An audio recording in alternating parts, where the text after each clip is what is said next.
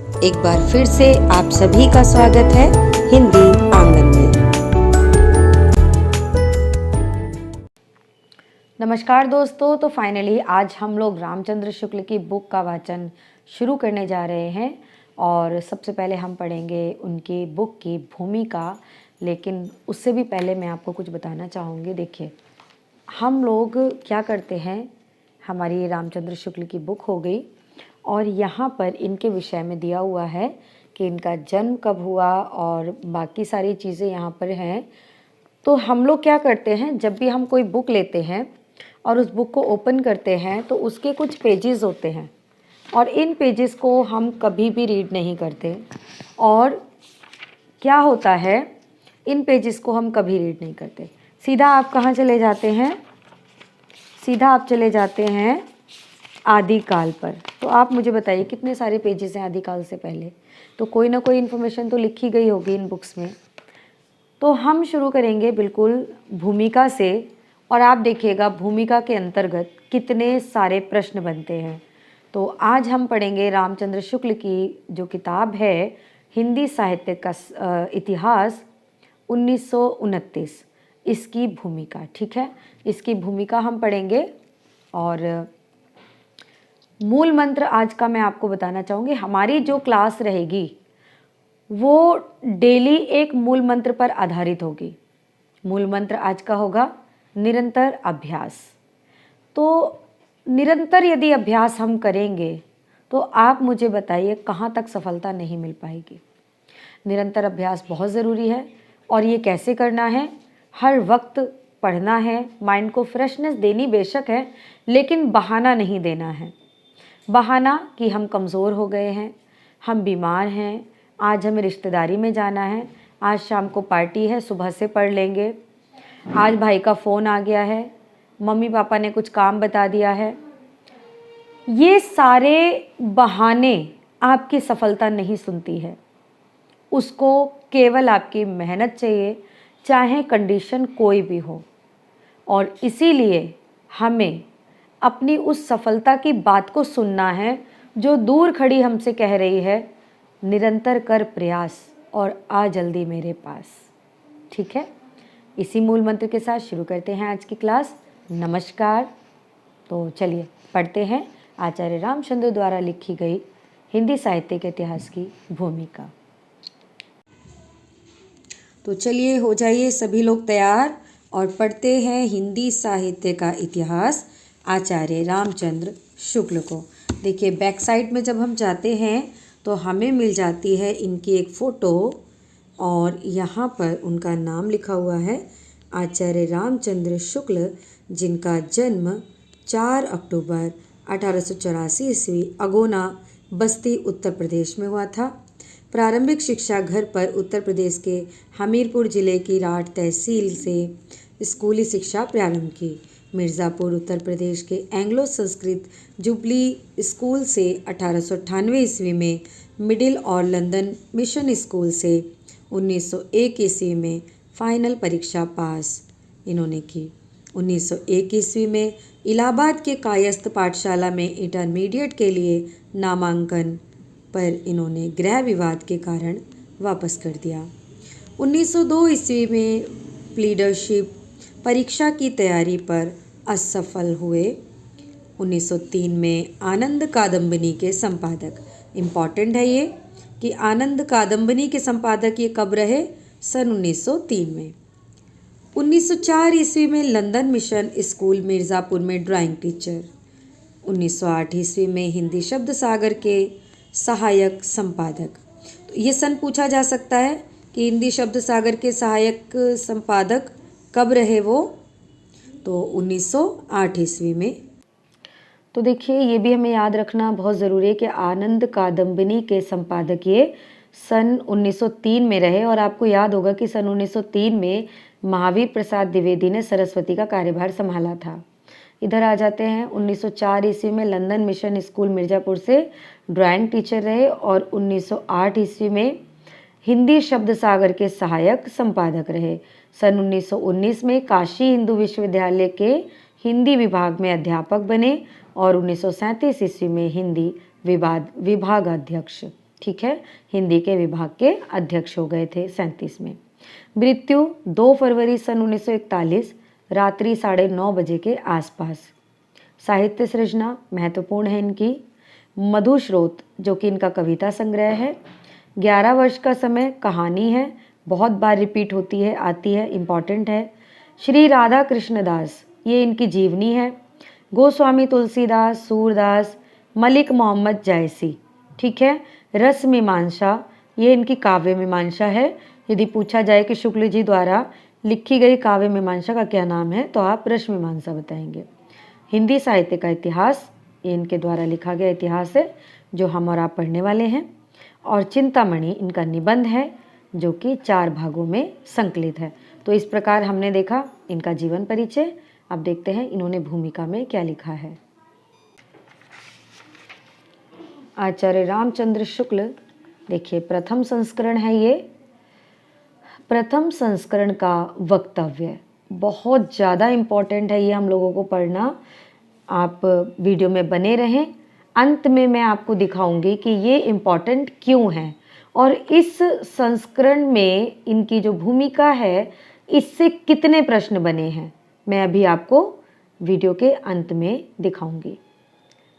हिंदी के कवियों का एक वृत्त संग्रह शिव सिंह सेंगर ने सन 1833 ईस्वी में प्रस्तुत किया था। तो देखिए यहाँ कहा जा रहा है वृत्त संग्रह होता है जीवन परिचय, ठीक है। तो कवियों का जो जीवन परिचय था सर्वप्रथम शिव सिंह सेंगर द्वारा माना गया है जो कि सन 1833 ईस्वी में प्रस्तुत किया गया था। उसके बाद यहाँ जितने भी पूरी बुक में आपको ये पीछे मिलेगा इसका अर्थ होगा बाद, ठीक है।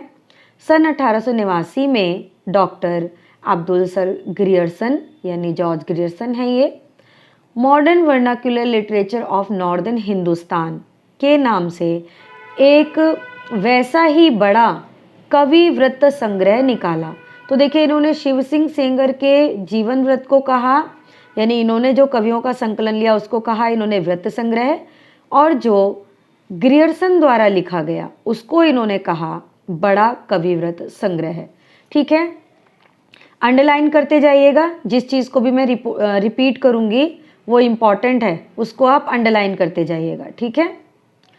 काशी की नागरी प्रचारणी सभा का ध्यान आरंभ ही में इस बात की ओर गया कि सहस्रों यानी हजारों हस्तलिखित हिंदी पुस्तकें देश के अनेक भागों में राज पुस्तकालयों तथा लोगों के घरों में अज्ञात पड़ी हैं, यानी उनका कोई भी देखने वाला नहीं है, अज्ञात भाव में वहाँ पर पड़ी हैं। अतः सरकार की आर्थिक सहायता से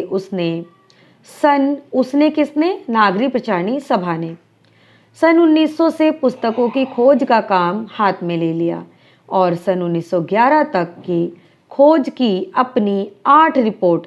देखिए इम्पॉर्टेंट है कि सन 1900 में नागरी प्रचारणी सभा की खोज शुरू हुई थी, 1911 तक यानी 11 वर्षों तक चली, और इतने में 11 वर्षों में उन्होंने कितनी रिपोर्ट दी? 8 रिपोर्ट दी थी। इसमें सैकड़ों अज्ञात कवियों तथा ज्ञात कवियों के अज्ञात ग्रंथ, यानी सैकड़ों अज्ञात कवि जिन्हें कभी कोई जानता नहीं था वो कवि मिले, और जानने वाले कवि हैं ज्ञात कवि, लेकिन उनकी कई सारी ऐसी रचनाएं थी जो अज्ञात थी, उन ग्रंथों का पता लगाया। सन 1913 में इस सारी सामग्री का उपयोग करके, देखिए सन 1913 में सारी सामग्री का उपयोग करके मिश्र बंधु श्रीयुक्त पंडित श्याम विहारी मिश्र आदि ने अपना बड़ा भारी कवि वृत्त संग्रह मिश्र बंधु विनोद, जिसमें वर्तमान काल के कवियों और लेखकों का भी समावेश किया गया है, 3 भागों में प्रकाशित किया। महत्वपूर्ण क्या है यहाँ देखिए, शिव सिंह सेंगर का इन्होंने कहा वृत्त संग्रह है, और ग्रियर्सन के ग्रंथ को इन्होंने कहा बड़ा कवि वृत्त संग्रह है, और मिश्र बंधु विनोद को इन्होंने क्या कहा है? भारी कवि वृत्त संग्रह। इनको आप अंडरलाइन करते चलिएगा। कितने भागों में है? 3 भागों में है। किस समय लिखा गया? 1913 में लिखा गया। आगे चलते हैं। इधर जब से विश्वविद्यालयों में हिंदी की उच्च शिक्षा का विधान हुआ तब से उसके साहित्य की विचार श्रृंखलाबद्ध इतिहास की आवश्यकता का अनुभव छात्र और अध्यापक दोनों कर रहे थे। यानी जब विश्वविद्यालयों में क्या किया, हिंदी को उच्च स्तर पर लागू कर दिया कि अब यहाँ पर हिंदी पढ़ाई जाएगी, तो छात्रों को और अध्यापकों को एक कमी महसूस हुई कि हिंदी श्रृंखलाबद्ध तरीके से नहीं है तो कैसे पढ़ी जाए।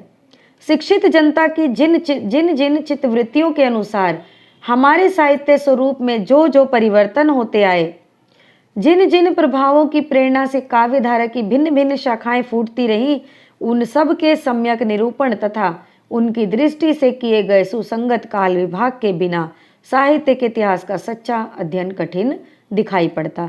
यानी देखिए, जो साहित्य लिखा गया क्या, शिक्षित जनता की प्रवृत्तियों के अनुसार बदलता रहता है। शिक्षित समाज है, देखिए पहले कुछ और था, आज की डिमांड कुछ और है। जैसे पहले के साहित्य में आप मूवीज़ को ले लीजिए, तो पहले धार्मिक मूवी ज़्यादा होती थी जिसमें संतोषी माँ पर फिल्म, दुर्गा माँ पर, शिव जी पर, लेकिन आज के समाज की फिल्म यथार्थ पर बन रही है। तो यही साहित्य दिखाता है। कहते हैं साहित्य जो है, महावीर प्रसाद द्विवेदी जी ने क्या कहा है, साहित्य जो है इतिहास का दर्पण है। आगे चलते हैं। 700-800 वर्षों की संचित ग्रंथ राशि सामने आई, पर ऐसी निर्दिष्ट सारणियों की उद्भावना नहीं हुई थी जिसके अनुसार सुगमता से इस प्रभूत सामग्री का वर्गीकरण होता। यानी देखिए 7-8 वर्षों में हमारे पास सामग्री तो बहुत थी, लेकिन वो क्रमबद्ध तरीके से नहीं थी, सुगमता हमें नहीं महसूस हुई। पढ़ रहे थे, कैसे पढ़ें, आप ही के सामने सब कुछ बिखरा हुआ हो तो कैसे पढ़ेंगे, और उसी चीज़ को क्रमबद्ध तरीके से सुव्यवस्थित कर दिया जाए तो पढ़ना आसान होगा।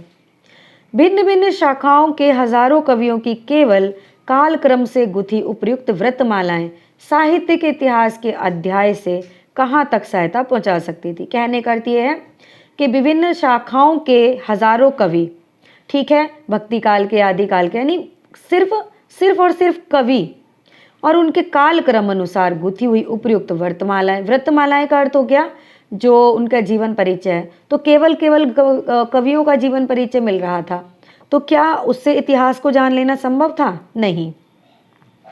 सारे रचना काल को केवल आदि, मध्य, पूर्व, उत्तर इत्यादि खंडों में आंख मूंद कर बांट देना, यह भी ना देखना कि खंड के भीतर क्या आता है क्या नहीं, किसी वृत्त संग्रह को इतिहास नहीं बना सकता। तो यहाँ पर रामचंद्र शुक्ल जी का कहना है, इतिहास जो होता है उसमें आदि से लेके अब तक की जो विशेषताएं होती हैं उनको उस आधार पर नामकरण दिया जाता है, उतने कालखंडों में बांटा जाता है। केवल वृत्त संग्रह यानी जीवन परिचयों को ही हम इतिहास नहीं कह सकते।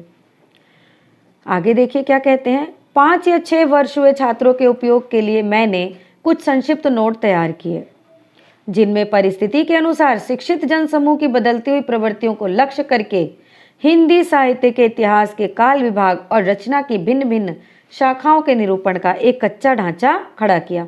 तो ये इंपॉर्टेंट पंक्ति है आपके लिए, ये वाली जो लाइन रहेगी कि शिक्षित जनसमूह की बदलती हुई प्रवृत्तियों को लक्ष्य करके हिंदी साहित्य के इतिहास के काल विभाग और रचना की भिन्न भिन्न शाखाओं के निरूपण का एक कच्चा ढांचा तैयार किया। हिंदी शब्द सागर समाप्त हो जाने पर उसकी भूमिका के रूप में भाषा और साहित्य का विकास देना भी स्थिर गया, अतः ये नियत सम्यक के भीतर ही यह इतिहास लिखकर पूरा करना पड़ा। तो देखिए बहुत कम समय में उन्होंने इस इतिहास को लिखा है। साहित्य का इतिहास लिखने के लिए जितनी अधिक सामग्री मैं ज़रूरी समझता था उतनी तो उस अवधि में के भीतर इकट्ठी ना हो सकी, पर जहाँ तक हो सका आवश्यक उपादान रखकर कार्य को पूरा किया गया। यानी वो मानते कि साहित्य लिखने के लिए मुझे जितनी सामग्री चाहिए थी उतनी नहीं मिल पाई है, उस अवधि में इकट्ठी ना हो सकी, यानी बहुत कम समय में लिखा था तो नहीं हो सकी, और बाकी जितना भी मिला उन सबको रखकर कार्य को पूरा किया गया। अब आगे देखते हैं। तो देखते हैं अगले पृष्ठ पर क्या लिखा है। इस पुस्तक में जिस पद्धति का अनुसरण किया गया है उसका थोड़े, तो ये जो पद्धति का अनुसरण इन्होंने किया है ये पद्धति विधेयवादी पद्धति कहलाती है। ठीक है, विधेयवादी पद्धति के द्वारा इन्होंने लिखा है हिंदी साहित्य का इतिहास। अच्छा आगे देखते हैं। उसका थोड़े में उल्लेख कर देना आवश्यक जान पड़ता है। पहले काल विभाग को लीजिए, जिस काल विभाग के भीतर किसी विशेष ढंग की रचनाओं की प्रचुरता दिखाई पड़ी, वह एक अलग काल माना गया।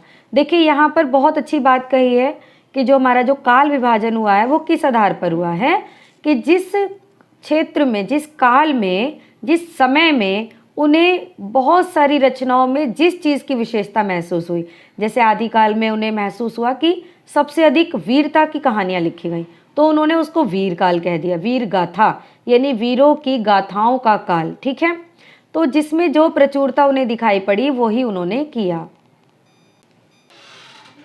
तो वह एक काल माना गया है और उसका नामकरण उन्हीं रचनाओं के स्वरूप के अनुसार किया गया है। ठीक है, तो यहाँ आपको समझना चाहिए कि जो भी नामकरण इन्होंने दिया है वो उनकी रचनाओं की विशेषताओं के आधार पर दिया है। इसी प्रकार काल का एक निर्दिष्ट सामान्य लक्षण बनाया जा सकता है। किसी एक ढंग की रचना की प्रचुरता से अभिप्राय है कि दूसरे ढंग की रचनाओं में चाहे किसी एक ढंग की रचना को लें, वह परिमाणों में प्रथम के बराबर ना होगी। मतलब कहने का अर्थ ये, देखिए सबसे ज़्यादा वीरता वाली रचनाएं मान लीजिए आदिकाल में लिखी गई, जबकि आदिकाल में तो श्रृंगारिक रचनाएं भी लिखी गई, लेकिन उसको श्रृंगार काल इसलिए नहीं कहा जा सकता क्योंकि श्रृंगारिक रचनाएं बहुत अधिक नहीं थी, वीरता की रचनाएं बहुत अधिक थी, तो उसे वीर गाथा काल कहा जा सकता है। ठीक है, उसकी प्रचुरता नहीं है, प्रचुरता वीरता की है। इसलिए यह नहीं कि और सब ढंगों की रचनाएं मिलकर भी उसके बराबर ना होंगी, हाँ होंगी, लेकिन वो अकेली बहुत ज़्यादा है। ठीक है, इसलिए वीर गाथा होगी। जैसे यदि किसी काल में 5 ढंग की रचनाएं 10, 5, 6, 7 और 2 के क्रम में मिलती हैं, यानी जैसे मान लीजिए किसी काल में 5 ढंग की रचनाएं, 5 तरह की, ढंग की मतलब 5 प्रकार की रचनाएं हैं, तो पहले प्रकार की 10 रचनाएं हो गई, दूसरे प्रकार की 5 रचनाएं हो गई, तीसरे प्रकार की 6 रचनाएं हो गई, चौथे प्रकार की 7 रचनाएं हो गई, और 5वें प्रकार की ये मान लीजिए श्रृंगार की हो गई, हास्य की हो गई, व्यंग्य की हो गई, शोक की हो गई ना, तो इस प्रकार 2 के क्रम में मिलती है। तो जिस ढंग की रचना की 10 पुस्तकें हैं उसकी प्रचुरता कही जाएगी। अब मान लीजिए 5 प्रकार की मिला करके 10 है, मतलब ये है पूरी, तो 10 जिस की मिला के मान लीजिए 10 हैं वीरता की, 5 है श्रृंगार की, 2 हैं हास्य की, तो प्रचुरता किसकी कही जाएगी? जिसकी 10 होंगी, तो वीरता की प्रचुरता कही जाएगी। ठीक है, उसकी प्रचुरता कही जाएगी। यद्यपि शेष और ढंग की सब पुस्तकें मिलकर 20 हैं। यह तो हुई पहली बात। दूसरी बात है ग्रंथों की प्रसिद्धि। किसी काल के भीतर जिस एक ढंग से के बहुत अधिक ग्रंथ प्रसिद्ध चले आते हैं, ठीक है, मान लीजिए वीर गाथा काल है, तो उसमें किस प्रकार के ग्रंथ बहुत अधिक प्रसिद्ध हैं, तो उसकी प्रसिद्धि का आधार भी होगा, इसी के आधार पर नामकरण किया जाएगा। आगे देखते हैं, उस ढंग की रचना उस काल के लक्षण के अंतर्गत मानी जाएगी, चाहे और दूसरे ढंग की अप्रसिद्ध और असाधारण कोटि की बहुत सी पुस्तकें भी इधर उधर कोनों में पड़ी मिल जाएं। यानी वही मैंने बताया आपको, मान लीजिए श्रृंगार, व्यंग्य, हास्य सब हैं, लेकिन वीरता की बहुत अधिक प्रसिद्धि है, तो फिर उसी को माना जाएगा। ठीक है, तो सारांश यह है, देखिए प्रसिद्धि भी किसी काल की लोक प्रवृत्ति की प्रतिध्वनि है। सारांश यह है कि इन दोनों बातों की ओर ध्यान रखकर काल विभागों का नामकरण किया गया है। ठीक है, कितनी बातों को देखिए, यहाँ प्रश्न यदि बन जाता है कि नामकरण को किन 2 आधारों पर किया गया है, तो एक तो पुस्तकों की प्रचुरता के आधार पर, पुस्तकों की संख्या की प्रचुरता यानी ढंग, किस ढंग की पुस्तकें बहुत अधिक प्रचुरता में मिली, दूसरा पुस्तकों की जो विशेषता है उसकी प्रसिद्धि के आधार पर, 2 आधारों पर हमने नामकरण किया है। आगे देखते हैं, आदिकाल का नामकरण मैंने वीर गाथा काल रखा है। उक्त काल के भीतर 2 प्रकार की रचनाएं मिलती हैं, तो बहुत इंपॉर्टेंट है। वीर गाथा काल किसने नामकरण दिया है? शुक्ल जी ने दिया है। आदिकाल हजारी प्रसाद द्विवेदी जी ने कहा है, और वैसे भी शुरुआत के काल को आदिकाल ही कहते हैं, तो सामान्यतः भी आदिकाल कहते हैं। अब इन्होंने कहा कि वीर गाथा काल के अंतर्गत हमें 2 प्रकार की रचनाएं मिलती हैं। कितनी मिलती हैं? 2 प्रकार की। एक मिलती है अपभ्रंश और दूसरी मिलती है देश भाषा, जो कि साधारण बोलचाल की है। अपभ्रंश की पुस्तकों में कई तो जैन धर्मों के तत्व हैं। देखिए अपभ्रंश की पुस्तक, ठीक है, हम यहाँ पढ़ रहे हैं, जिसमें जैन तत्वों, जैन धर्म तत्व निरूपण संबंधी हैं, जो साहित्य की कोटि में नहीं आती और जिनका उल्लेख केवल यह दिखाने के लिए किया गया है कि अपभ्रंश भाषा का व्यवहार कब से हो रहा। मतलब रामचंद्र शुक्ल ने शामिल किया है अपभ्रंश की रचनाओं को, लेकिन वो ये कह रहे हैं कि साहित्य की कोटि में नहीं आती हैं। उनको शामिल करने का जो उद्देश्य रहा वो इसलिए रहा है ताकि वो बता सकें कि अपभ्रंश भाषा का जो व्यवहार है वो कब से कब तक रहा, सिर्फ इसलिए उन्होंने शामिल किया है। साहित्य कोटि में आने वाली रचनाओं में कुछ तो भिन्न भिन्न विषयों पर फुटकल दोहे हैं जिनके अनुसार उस काल की कोई विशेष प्रवृत्ति निर्धारित नहीं की जा सकती। साहित्यिक पुस्तकें केवल 4 हैं, ये इंपॉर्टेंट है। साहित्यिक पुस्तकें शुक्ल जी ने कितनी मानी है? तो 4 मानी है। विजयपाल रासो, हमीर रासो, कीर्ति लता और कीर्ति पताका। देश भाषा काव्य की पुस्तकें कितनी मानी है शुक्ल जी ने? 8 मानी है। खुमान रासो, बिसलदेव रासो, पृथ्वीराज रासो, जय चंद्र प्रकाश, जय मयंक, जसचंद्रिका, परमाल रासो, खुसरो की पहेलियां और विद्यापति पदावली। ये देखो खुमान रासो, ये परमाल रासो के आगे क्या लिखा है? आला का मूल रूप, क्योंकि आला खंड आप कहते हैं तो आला खंड जो है वो पहले परमाल रासो के नाम से प्रकाशित हुआ था। फिर है इन्हीं 12 पुस्तकों की दृष्टि से आदिकाल का लक्षण निरूपण और नामकरण हो सका है। ठीक है, आप बताएंगे कितनी पुस्तकों को आधार मानकर आदिकाल का नाम रखा गया है? तो 12 पुस्तकों को आधार मानकर आदिकाल का नाम वीरगाथा काल रखा है। आगे देख लेते हैं। इनमें से अंतिम 2 तथा बीसलदेव, अंतिम 2 कौन कौन सी थी? देखिए अंतिम 2 हैं यहाँ पर, खुसरो की पहेलियां और विद्यापति, और बीसलदेव रासो को छोड़कर शेष सब ग्रंथ वीर गाथात्मक हैं। ठीक है, बीसलदेव रासो श्रृंगारिक रचना है और अमीर खुसरो की पहेलियां जिनमें मुकरियां हैं, हास्य प्रधान हैं, और विद्यापति की पदावली भी श्रृंगारिक मानी जाती हैं। तो बाकी सारे वीर गाथात्मक है, इसीलिए उन्होंने वीर गाथा काल रखा है। ठीक है, वीर गाथात्मक ही है, अतः आदिकाल का नाम वीर गाथा काल ही रखा जा सकता है। ठीक है, क्यों रखा गया है? क्योंकि 3 को छोड़कर अन्य सभी वीर गाथात्मक रचनाएं हैं। जिस सामाजिक या राजनीतिक परिस्थिति की प्रेरणा से वीर गाथाओं की प्रवृत्ति रही है उसका सम्यक निरूपण पुस्तक में कर दिया गया है। यानी जिन राजनीतिक, सामाजिक और राजनीतिक परिस्थिति की प्रेरणा, यानी वहाँ का जो वातावरण था वो कैसा रहा, से वीर गाथाओं की प्रवृत्ति रही है। ठीक है, उसका सम्यक निरूपण पुस्तक में कर दिया है। मिश्र बंधुओं ने इस आदिकाल के भीतर इनकी इतनी पुस्तकों की और नामावली दी है। तो देखिए यहाँ 10 दे रखी हैं, तो इनके अलावा जो शुक्ल जी ने मानी है वो तो 12 हैं, लेकिन उसमें 10 और प्लस करके मिश्र बंधु बताते हैं कि आदिकाल हो सकता है। कौन कौन सी है? एक भगवद गीता, वृद्ध नवकार, वर्तमाल, सम्मतसार, पत्तली, अनन्य योग, जम्बू स्वामी रामा, रेवंत गिरिरास, नेमिनाथ चौपाई और अवेश माला यानी उपदेश माला। ठीक है, उपदेश माला हम पढ़ते हैं। इनमें से नंबर 1 यानी कि जो हमारी भागवत गीता है ये तो पीछे की रचना है, यानी काफ़ी बाद की रचना है, जैसा कि उसकी इस भाषा से स्पष्ट है। ते ही दिन कथा कीन मन लाई, हरि के नाम गीत चित आई, सुमरो गुरु गोविंद के पाँव, अगम अपार है जाकर नाओ। तो इस प्रकार ये जो भाषा है इससे अंदाज़ा लगाया उन्होंने कि ये काफ़ी बाद की रचना है। जो वीर रस की पुरानी परिपाटी के अनुसार कहीं वर्णों का द्वित देखकर ही प्राकृत भाषा और कहीं चौपाई देखकर ही अवधि या वैसवाड़ी समझते हैं। जो भाव को थॉट और विचार को फीलिंग कहते हैं, वे यदि उद्धृत पद्यों को संवत 1000 के या क्या संवत 500 के भी बताएं तो कोई आश्चर्य की बात नहीं। पुस्तक की संवत सूचक पंक्ति का यह गड़बड़ पाठ ही सावधान करने के लिए काफ़ी है। सहस्रों संपूर्ण जाना, यह है मतलब उनको सही नहीं ठहराते। अब रही शेष 9 पुस्तकें, उनमें नंबर 2, 7, 9 और 10। देखिए 2, 7, 9 और 10 कौन कौन सी हैं? वृद्ध नवकार, 2, 7 जम्बू स्वामी रास, ठीक है, 9 नेमिनाथ चौपाई और उपदेश माला। जैन धर्म के तत्व निरूपण पर आधारित है। ठीक है, कभी कभी पूछा जाता है कि उपदेश माला का क्या है और जम्बू स्वामी का विषय वस्तु क्या है, तो ये जैन धर्म के तत्व निरूपण की पुस्तकें हैं।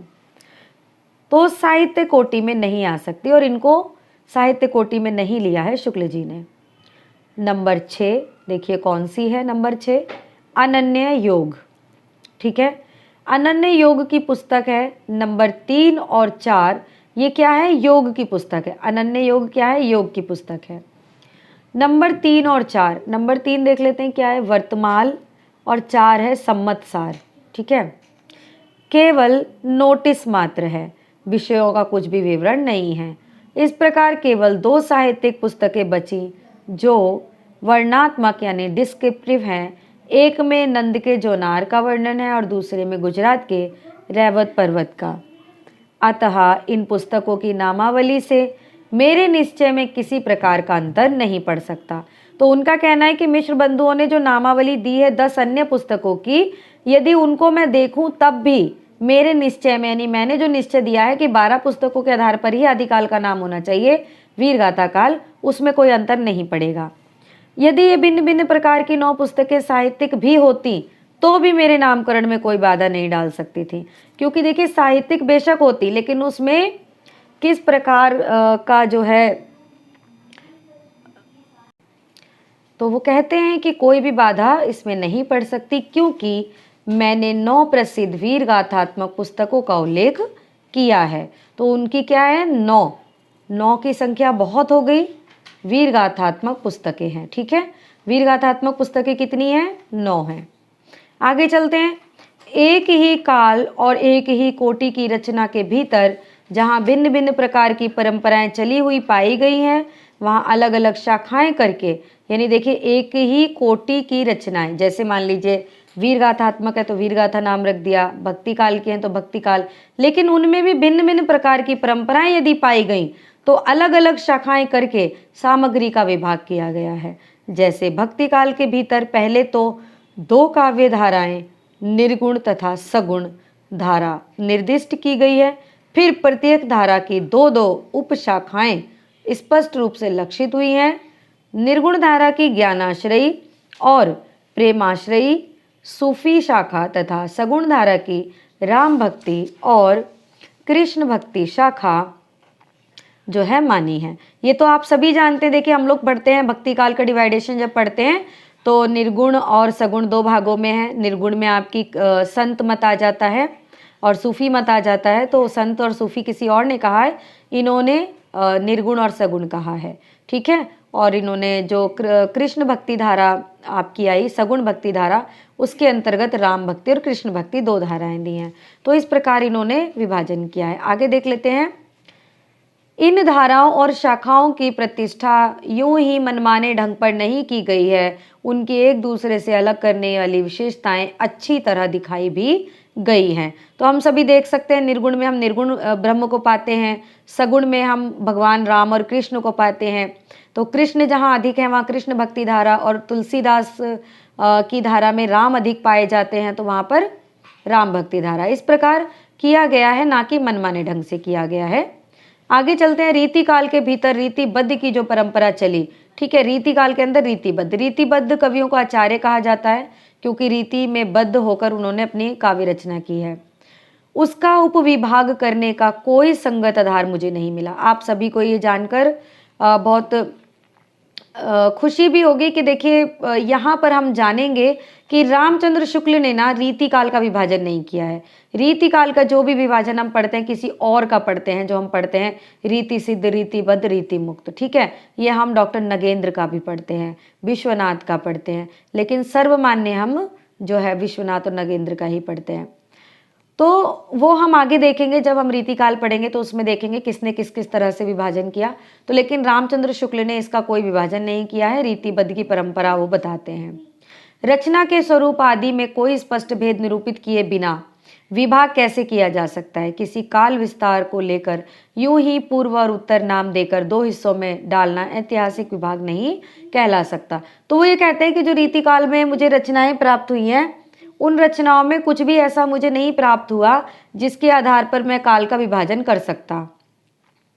जब तक पूर्व और उत्तर के 2 हिस्से कर डालना, यानी जरूरी है क्या हम बेवजह पूर्व और उत्तर कह दें, या तो पूर्व और उत्तर में हमें कुछ भिन्नता प्राप्त हो तब तो हम कहें कि पूर्व में ये विशेषता थी और उत्तर में ये विशेषता थी, लेकिन जब इस तरह की कोई बात ही नहीं है तो हम विभाजन क्यों करें। तो जब तक पूर्व और उत्तर के अलग अलग लक्षण ना बताए जाएंगे तब तक इस प्रकार के विभाग का कोई अर्थ नहीं है ना। जब तक अलग अलग लक्षण ना हो तो विभाग करने से क्या फायदा, आप पूर्व कह दो उत्तर कह दो, है तो एक ही। इसी प्रकार थोड़े थोड़े अंतर पर होने वाले प्रसिद्ध कवियों के नाम पर अनेक काल बांध चलने से पहले ये दिखाना आवश्यक है कि प्रत्येक काल प्रवर्तक कवि का यह प्रभाव उसके काल में होने वाले सब कवियों में सामान्य रूप में पाया जाता है। जैसे आप देखते हैं जयशंकर प्रसाद के नाम पर है प्रसाद युग, तो वहाँ के अनेक कवियों में वो प्रवृत्ति पाई गई इसलिए रखा गया, लेकिन यहाँ ऐसा कुछ भी नहीं है। विभाग का कोई पुष्ट आधार होना चाहिए। रीतिबद्ध ग्रंथों की बहुत गहरी छानबीन और सूक्ष्म पर्यालोचना करने पर आगे चलकर शायद विभाग का कोई आधार मिल जाए। तो वो ये कहते हैं कि बहुत लोग होंगे जो आगे साहित्य लिखेंगे जो रीतिकाल पर सूक्ष्म गहन शोध करें, यदि उस समय उनको कोई विभाग का आधार मिल जाए तो बेशक वो कर सकते हैं, और जो किया भी गया आगे हमने पढ़ा है, पर अभी तक मुझे नहीं मिला है। रीतिकाल के संबंध में दो बातें और कहनी हैं। इस काल के कवियों के परिचयात्मक वृत्तों की छानबीन में मैं अधिक नहीं प्रवृत्त हुआ हूँ। तो देखिए रीतिकाल के कवियों की जो विवेचना उन्होंने की है, यहाँ पर लिखा है, वर्णन दिया है, उसमें वो कहते हैं कि मैं बहुत अधिक प्रवृत्त नहीं हुआ हूँ, क्योंकि मेरा उद्देश्य अपने साहित्य के इतिहास का एक पक्का और व्यवस्थित ढांचा तैयार खड़ा करना है, ना कि कवि कीर्तन। बहुत इंपॉर्टेंट पंक्ति है, इसको लगा लेना, यहाँ से लगाइएगा कि रीतिकाल के संबंध में मैं दो बातें कहना चाहता हूँ कि इस काल के कवियों के परिचयात्मक वृत्तों की छानबीन में मैं बहुत अधिक प्रवृत्त नहीं हुआ हूँ, क्योंकि मेरा उद्देश्य अपने साहित्य के इतिहास का एक पक्का व्यवस्थित ढांचा खड़ा करना है, ना कि कवि कीर्तन करना। ये कथन किसका है? शुक्ल जी का है। अतः कवियों के परिचयात्मक विवरण मैंने प्राय मिश्र बंधु से ही लिए हैं। देखिए कितनी अच्छी बात यहाँ पर आई है। तो आपको पूछा जाए कि कवियों के परिचय का विवरण कहाँ से लिया है शुक्ल जी ने, तो मिश्र बंधु विनोद से। कहीं कुछ कवियों के विवरणों में परिवर्तन और परिष्कार भी किया है, जैसे ठाकुर, दीनदयाल, गिरी, राम सहाय और रसिक गोविंद के विवरण में, यानी इनके विवरण थोड़े से इन्होंने इधर उधर से छानबीन करके भी लिखे हैं। यदि कुछ कवियों के नाम छूट गए या किसी कवि की किसी मिली हुई पुस्तक का उल्लेख नहीं हुआ तो इससे मेरी कोई बड़ी उद्देश्य हानि नहीं है। यानी वो कहते हैं यदि कोई कवि छूट गया है या ऐसा कुछ हुआ है तो मेरा उद्देश्य में हानि नहीं हुई है, क्योंकि मेरा उद्देश्य साहित्य लिखना है, कवियों का विवरण देना नहीं। इस काल के भीतर मैंने जितने कवि लिए हैं या जितने ग्रंथों के नाम दिए उतने ही ज़रूरत से ज़्यादा मुझे मालूम पड़ते हैं।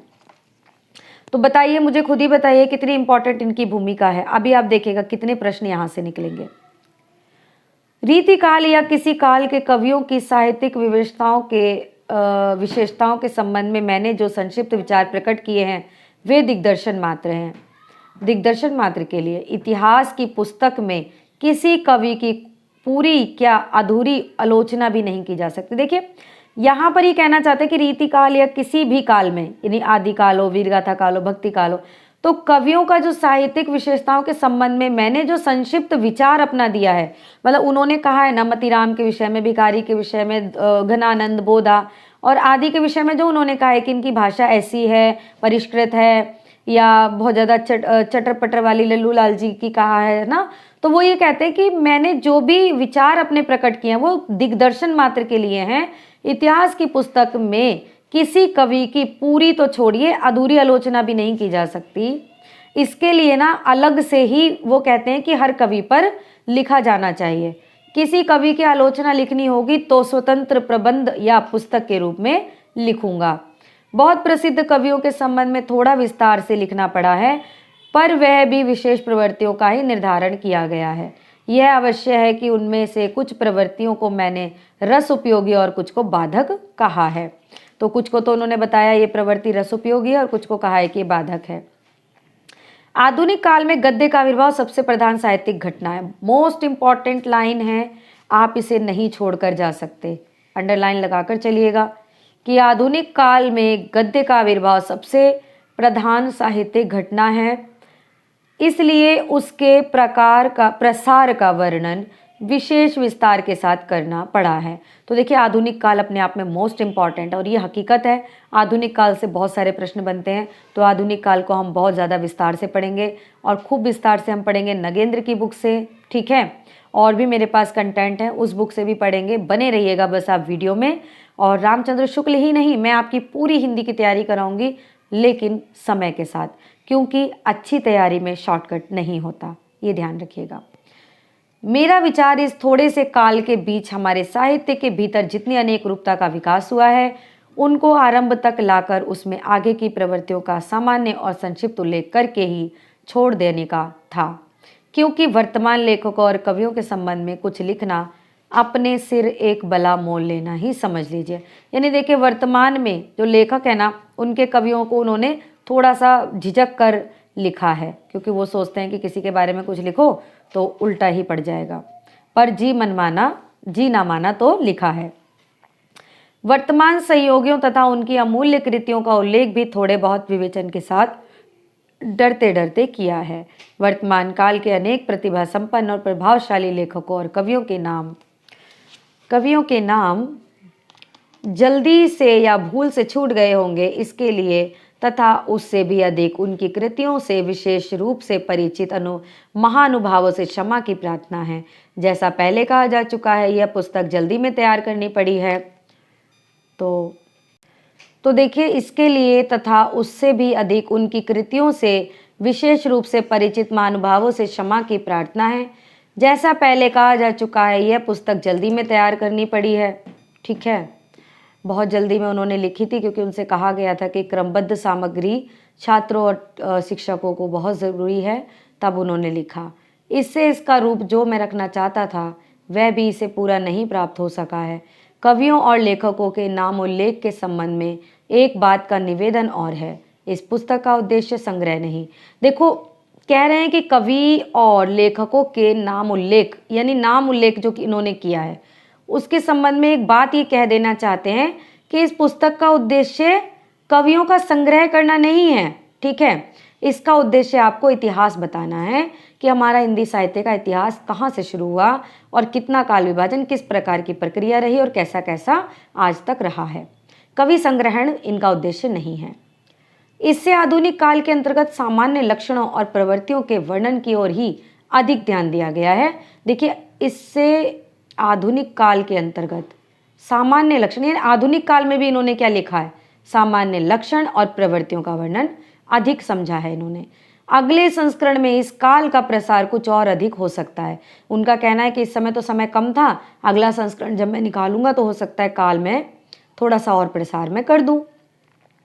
कहने की आवश्यकता नहीं कि हिंदी साहित्य का यह इतिहास हिंदी शब्द सागर की भूमिका के रूप में हिंदी साहित्य का विकास के नाम से सन 1929 के जनवरी महीने में निकल चुका है। तो देखिए, यहाँ पर बहुत इम्पॉर्टेंट ये फैक्ट है, ये इम्पॉर्टेंट नहीं महा इम्पॉर्टेंट है कि हिंदी शब्द सागर की भूमिका के रूप में हिंदी साहित्य के विकास के नाम से, दो प्रश्न है यहाँ पर। हिंदी साहित्य का इतिहास जो है हिंदी शब्द सागर की भूमिका के रूप में लिखा गया और हिंदी साहित्य के विकास के नाम से सन 1929 में जनवरी के महीने में पहले ही निकल चुका था। इस अलग पुस्तकाकार संस्करण में, पुस्तकाकार होता है पुस्तक के आकार के संस्करण में जो हम पढ़ रहे हैं, बहुत सी बातें बढ़ाई गई हैं, विशेषता आदिकाल और अंत में। ठीक है, यानी शुरुआत में और अंत में काफ़ी चीज़ें बढ़ाई गई हैं। आदिकाल के भीतर अपभ्रंश की रचनाएं भी ले ली गई हैं, क्योंकि वे सदा से भाषा काव्य के अंतर्गत ही मानी जाती रही हैं। ठीक है, भाषा काव्य के अंतर्गत मान रहे हैं वो अपभ्रंश की रचनाओं को। ठीक है, कभी प्रश्न यदि बन जाए कि रामचंद्र शुक्ल अपभ्रंश की रचनाओं को किस काव्य के अंतर्गत मानते हैं, तो भाषा काव्य के अंतर्गत। कवि परंपरा के बीच प्रचलित जनश्रुति यानी जो लोग प्रचलित बातें बताते हैं ना कि हमारे टाइम में ऐसा था, हमारे टाइम में वैसा था, हमने ये सुना है वो सुना है, तो जनश्रुति कई ऐसे भाषा काव्यों के नाम गिनाती चली आई है जो अपभ्रंश में है, जैसे कुमारपाल चरित और सारंगधर कृत हमीर रासो। बहुत इंपॉर्टेंट है ये कि हमीर रासो का पता नहीं है, लेकिन प्राकृत पिंगल सूत्र उलटते पलटते मुझे हमीर के युद्धों के वर्णन वाले कई बहुत सी ओजस्वी पद्य छंदों के उदाहरण मिले हैं। ठीक है, तो कहाँ पर हमें इसका पता लगता है, हमीर रासो का पता हमें लगता है प्राकृत पिंगल सूत्र के अंतर्गत। मुझे पूर्ण निश्चय हो गया है कि ये पद्य सारंगधर के प्रसिद्ध हमीर रासो के ही है।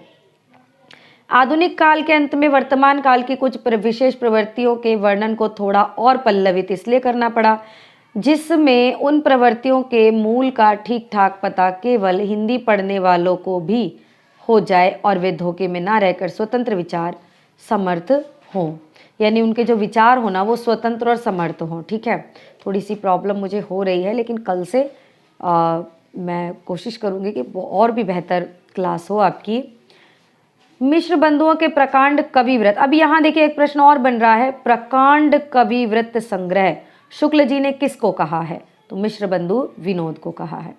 का उल्लेख हो चुका है। रीतिकाल के कवियों का परिचय लिखने में मैंने प्राय उक्त ग्रंथों से ही विवरण लिए हैं, अतः आधुनिक शिष्टता के अनुसार उनके उत्साही और परिश्रमी संकलनकर्ताओं को धन्यवाद देना मैं ज़रूरी समझता हूँ। हिंदी पुस्तकों की खोज की रिपोर्टें भी मुझे समय समय पर व विशेषता संदेह के स्थल आने पर उलटनी पड़ी हैं। राय साहब बाबू सुंदरदास, देखिए समय आने पर इन्होंने 3 और बुक का सहारा लिया है।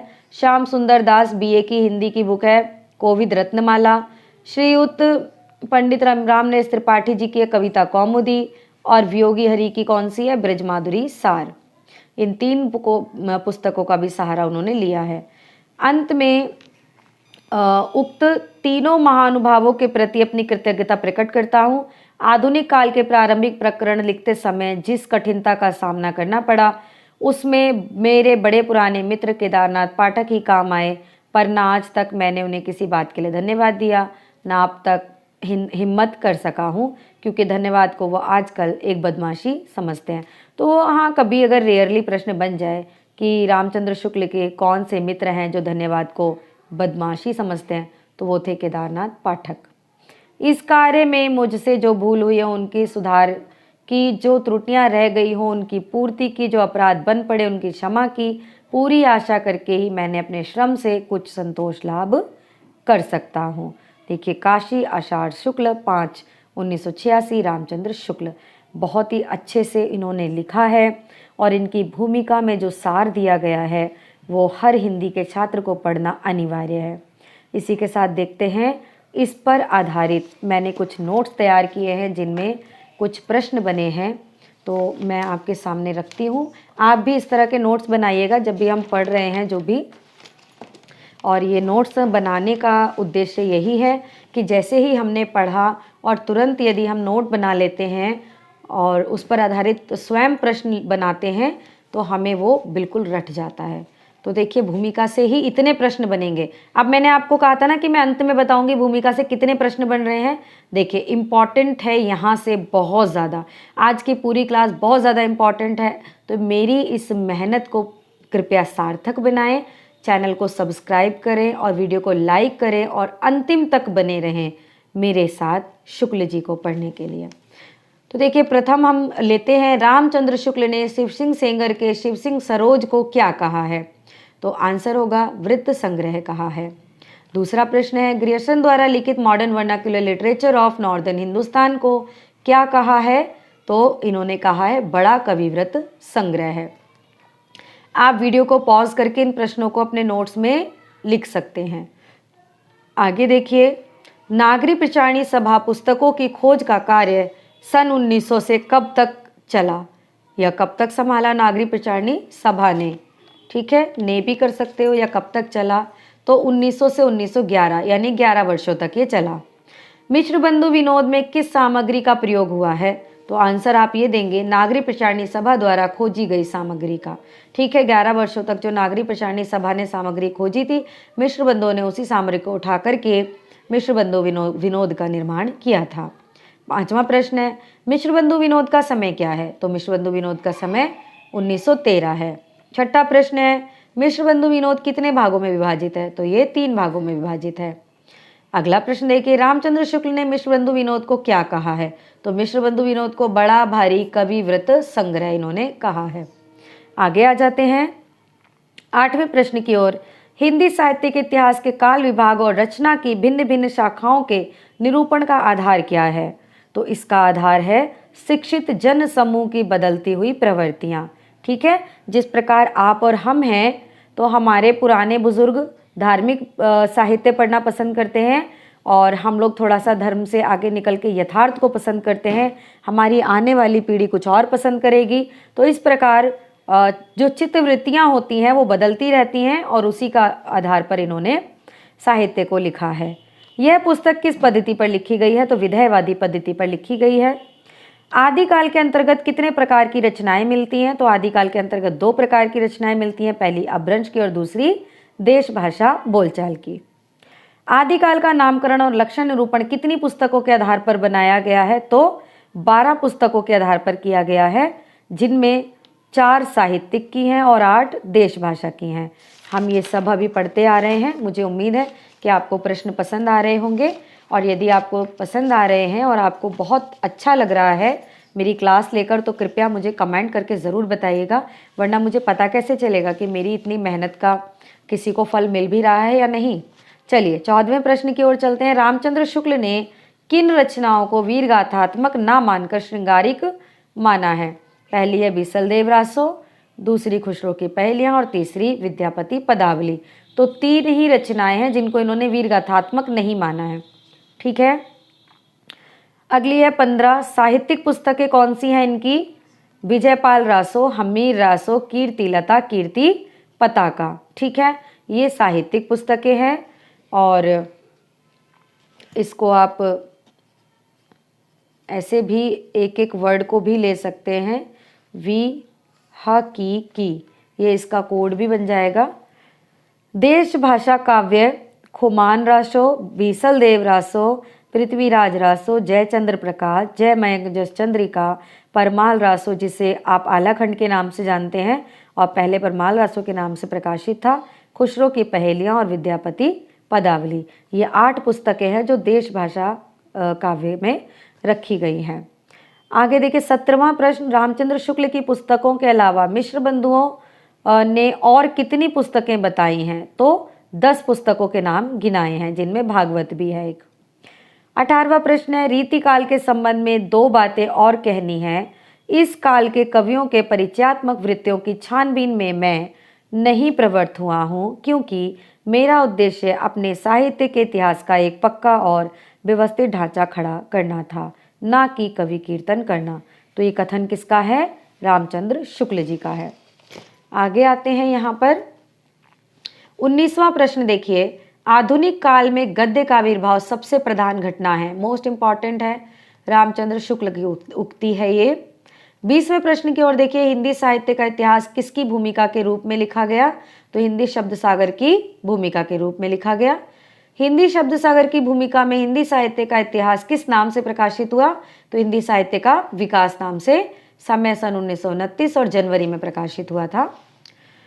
जनश्रुति में प्रचलित भाषा काव्य के अंतर्गत मानी जाने वाली पुस्तकें कौन सी हैं? तो एक कुमारपाल चरित है और हमीर रासो जो कि सारंगधर द्वारा लिखी गई है। हमीर रासो के युद्धों के वर्णन किस ग्रंथ में प्राप्त होते हैं? तो मैंने आपको बताया ना, हमीर रासो स्वतंत्र रूप से हमें नहीं प्राप्त होता है, बल्कि प्राकृत पिंगल सूत्र के अंतर्गत हमें हमीर रासो का वर्णन मिलता है। लेकिन शुक्ल जी ने माना है कि वो सारंगधर द्वारा ही लिखा गया है। 24वां प्रश्न देखिए। रामचंद्र शुक्ल ने प्रकांड कविवृत संग्रह किस ग्रंथ को कहा है? तो इन्होंने ये मिश्र बंधु विनोद को कहा है। यहाँ देखिए 3 और ऐसे राइटर्स हैं जिनकी रचनाओं को इन्होंने आधुनिक काल के लिए प्रयोग किया है। हिंदी कोविद रत्नमाला श्याम सुंदर दास, कविता कौमुदी रामनरेश त्रिपाठी की और ब्रज माधुरी सार वियोगी हरि का। 25वां प्रश्न है। रीतिकाल के कवियों का परिचय लिखने के लिए शुक्ल जी ने किस ग्रंथ को आधार बनाया? तो मिश्र बंधु विनोद को।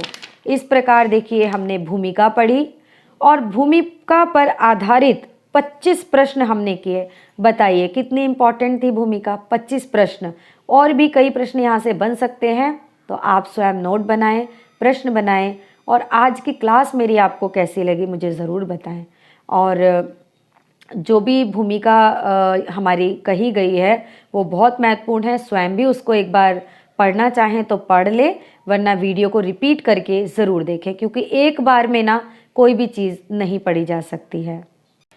तो दोस्तों कैसी लगी आप सभी को मेरी आज की क्लास? कमेंट करके ज़रूर बताइएगा।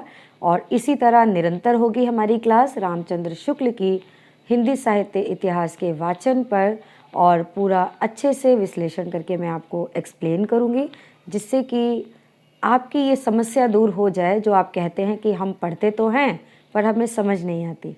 पढ़िए मेरे साथ, लाइक कर दीजिए वीडियो को, सब्सक्राइब करिए और अधिक से अधिक शेयर करके मेरा सहयोग करें। धन्यवाद।